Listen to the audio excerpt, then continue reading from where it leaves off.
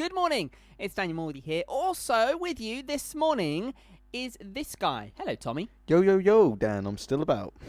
I love how you always greet me with yo, yo, yo. Well, you know, I mean, love I that. have to tilt for the listeners who can't see us, obviously. I have to tilt my my invisible hat to the side and, do the gangster pose with my hands before I do it. But, Of you know, course. I'm halfway there. Oh. I'm still transferring. Of course.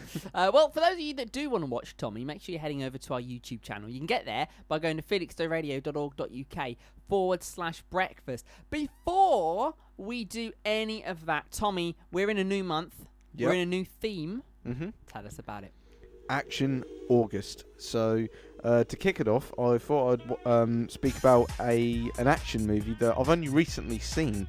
It was actually what my manager at work actually introduced me to. It's a 1996 film called The Rock.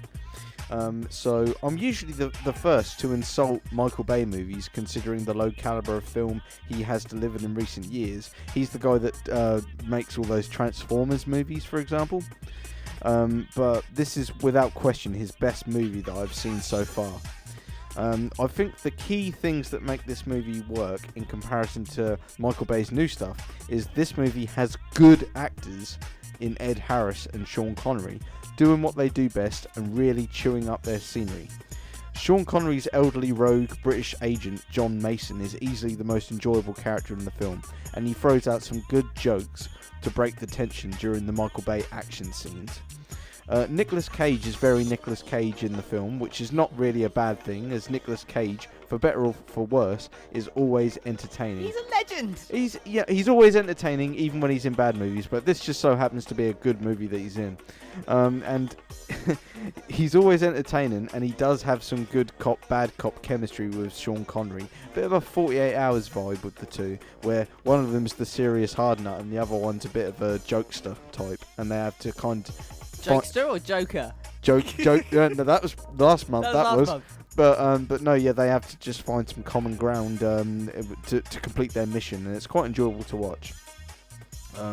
Ed Harris portrays an interesting villain with a believable motive, wanting his soldiers to earn back in money what they have lost through war, blaming the Pentagon for it all being swept under the carpet. He is also not evil. He's not evil just for the sake of it. He is still a man of honour when the guns are pulled.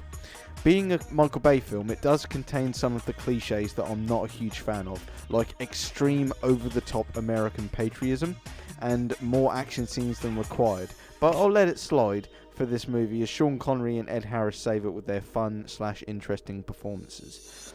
So to close, this is the first Michael Bay film I've seen in a long time that I would happily rewatch, but it has a great balance of 48 Hours buddy cop comedy, die-hard action with cops against terrorists, and the tiniest bit of aliens with a stern Michael Biehn leading a high-tech team of skilled soldiers into a dangerous environment. Plus, Hans Zimmer's score, very, very impressive, and it's very action-filled and really does hit the emotional pitch as well. This film is rated, as far as I'm aware, I believe it's rated 12A for British audiences. Okay. Yeah, like I say, it came out in 1996. So I'm going to end this review by rating it 3 out of 5 stars. Nice. That's to kick off the month for us, Dan. Fair dues. But yeah, honestly, it's the first Michael Bay film that I've seen in a long time that I'd happily rewatch, because I'm really not a fan of the Transformers movies. I don't know if you've seen those before. Yeah, I'm not a fan either. I mean, so it's interesting actually, because off air when you said to me, talking about The Rock, I genuinely thought we're going down the Dwayne Johnson route or something like that. But no, we're not. Michael Bay film. Did not see that coming out of the bag. This being Action August, it's very, very likely that we might come across a Dwayne Johnson movie at some point. But until then, we're closing in on him. We're just talking about the name that he shares with the film at first. Fair dues. Well, I'm looking forward to what else Action August has got to offer.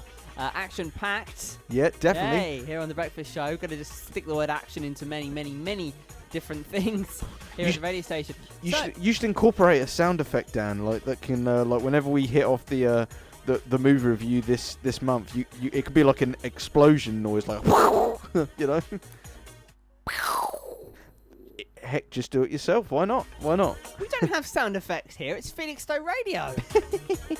We've not got many things here. That's true. Let's just, next week when I start my review, I'm actually going to go out of the blue and then just say, right, okay, let's get on with the review then. I'll tell you what I do have, though, Tommy. What's I got an alarm clock Daniel with my name in it. Look at this. Look at that. Felixstowe Radio Breakfast. Please tell me that wakes you up every morning. I wish. That's all we got. That's as fancy as it gets. Oh, well, either Sorry way, about it's that. very high tech. Very high tech. Well, Tommy, thank you again for another great movie review. Of course, sticking around for the answer to that brain hurty. But you'll be back with another film for Action August next week. Without which we're looking question. forward to it. I'll be here, same time, same place, and I'm sure you will be too, Dan. Well, I'm not allowed out. That's true. I mean, I probably wouldn't know the first thing to do in regards to operating this type of machinery, so I'd be very lost without you on this. Simple. When it's time for travel, press weather. That's what I always do. Cue Steve. Yeah, cue Steve. Well, Tommy, thank you very much for that. For you at home, we got some Avril Lavigne up next for you and some S Club 7. Don't Stop Moving. I bet you've been dancing around to that one yourself, Tommy. Oh, yeah. I love those tunes. Yeah, of course. Back in just a moment. Stick around.